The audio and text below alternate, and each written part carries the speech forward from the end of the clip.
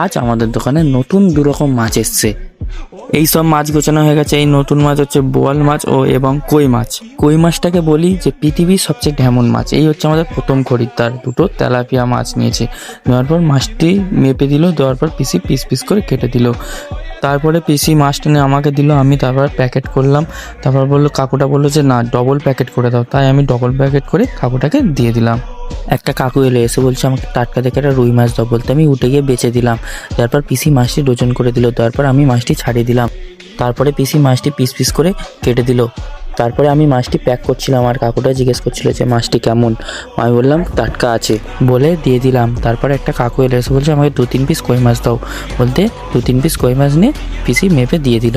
একটা কাকু এলো, এসে বলছে আমাকে 300-র মতন চিংড়ি মাছ দাও। বলতে পিসি 300-র মতন চিংড়ি মাছ ওজন করে প্যাকেট করে দিয়ে দিল।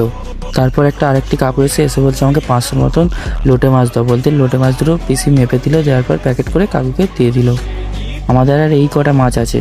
আর একটি কাকিমা এলো, এসে বলছে আমাকে বোয়াল মাছ দাও। বলতে পিসি বোয়াল মাছটির ওজন করে পিস করে কেটে দিল। তারপর আমি প্যাকেট করে দিলাম, দিয়ে কাকিমাকে দিয়ে দিলাম। আমাদের একটা দুটো মাছ আছে। পিসি বললো তুই বাড়ি চলে যা, তাই আমি বাড়ি চলে যাচ্ছি। এখন আমি বাড়ি যেতে থাকি। এরকম মিনি ব্লগস দেখার জন্য চ্যানেলটা সাবস্ক্রাইব করো। বাই।